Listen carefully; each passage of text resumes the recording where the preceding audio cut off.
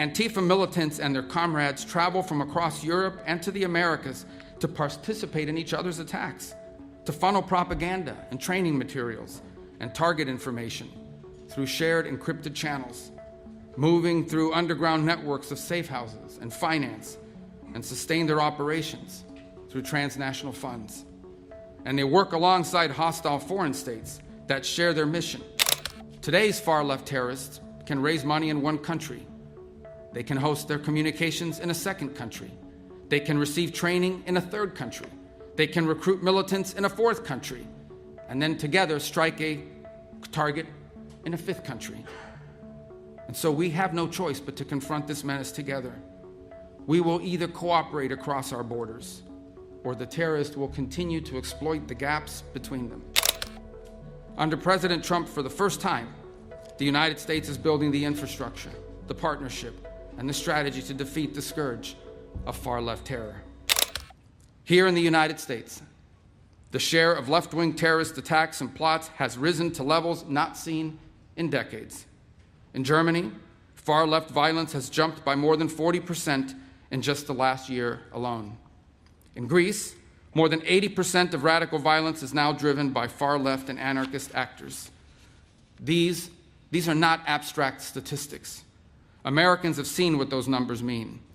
An all-out assault on our immigration officers, sniper attacks, explosives, armed ambushes, a transgender shooter opening fire on Catholic elementary school students as they pray, his gun marked with slogans like, "Where is your God now?" A healthcare executive executed in cold blood in the streets. Multiple assassination attempts on a sitting president, and the murder of the greatest conservative activist of a generation, a man who happened to also be a husband and the father of 2 young children, shot and killed while speaking to a crowd of students. This is a distinctive and unique evil. It has always been driven by a hatred, above all else, a hatred for civilization itself. It is a revolt of the worst against the best, a revolt of the weak and the cowardly against the strong and the good. It is perpetrated by those who cannot build, who cannot create, who cannot achieve great things, and take their revenge upon the world for their own inadequacy by seeking to destroy those who can. This is what radical leftism is. It may wear various different slogans and ideologies across place and time. They can call themselves anti-capitalist or anti-imperialist or communist or anarchist or Marxist, but the fundamental character is always the same. It's always the same. It is a poisonous resentment cloaked in the language of equality and justice and liberation, an overwhelming need to tear down what greater men have built, to wreck what is beautiful and what is right on behalf of people who are only filled with ugliness and have nothing else to offer the world. Through violence and through terror, they once again seek to impose their ugliness on all of us. The old dogma was wrong. The old dogma was wrong. None of this is driven by idealism. It is not utopian. In fact, it is the opposite. One of the criticisms you sometimes hear of communism, for example, is that it sounds good in theory, but it never works in practice. That's actually not true. Communism does not sound good in theory. The world it envisions for all of us is small, flat, gray, leveled of all exception, drained of all that is good and noble in the human soul.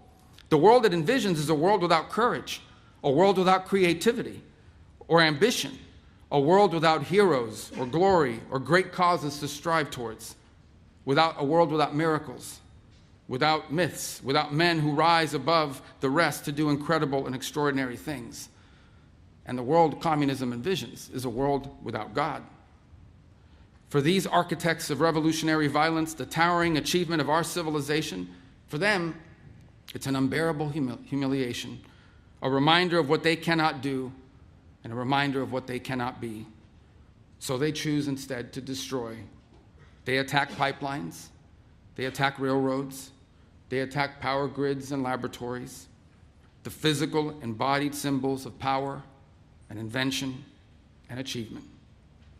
This is the nature of the terrorism we face today. They despise the West because the West is great. This is an international conference because we are facing a transnational threat. These are not distinct and isolated cells. They are interconnected networks. They do not recognize our borders. They do not believe, in fact, in the nation state itself. They coordinate, they communicate, they travel, they train, and they act together, sharing the same infrastructure, sharing the same enemies, sharing the same mission.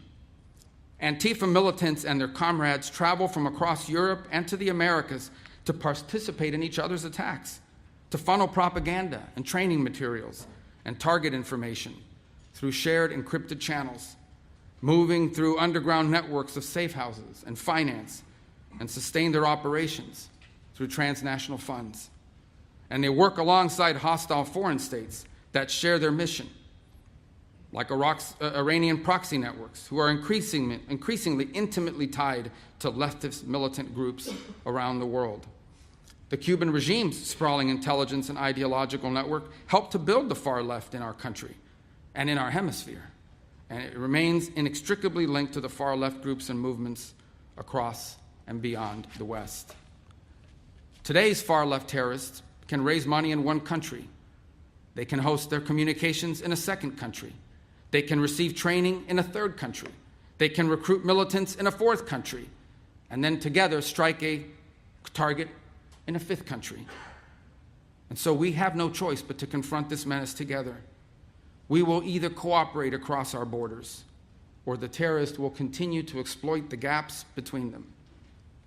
Under President Trump, for the first time, the United States is building the infrastructure, the partnership, and the strategy to defeat the scourge of far-left terror. The President signed National Security Presidential Memorandum No. 7, outlining a comprehensive strategy to investigate and disrupt Antifa terror networks and their allies.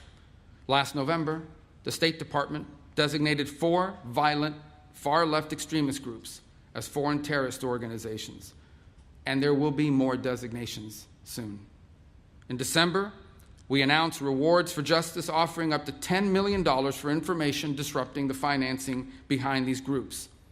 In May, we convened the first counterterrorism law enforcement workshop, joining American law enforcement officials and their counterparts in our partner country nations together to map and develop strategies for dismantling these networks.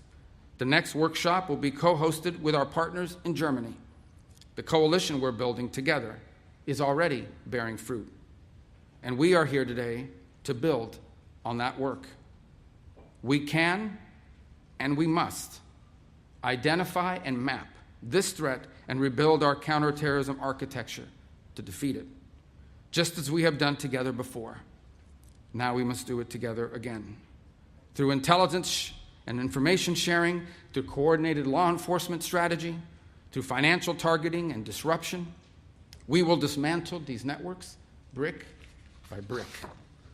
It is time for the people of the civilized world to defend ourselves, to stand united against this encroaching darkness and fight for what is ours. It is easy to destroy great things. It is far more difficult to make them. The enemies of civilization are only capable of the former. They are only capable of destroying great things. All they know is destruction. But we have built great things together. We have done it time and again. We know what we must do, and now we must do it. Thank you for coming today.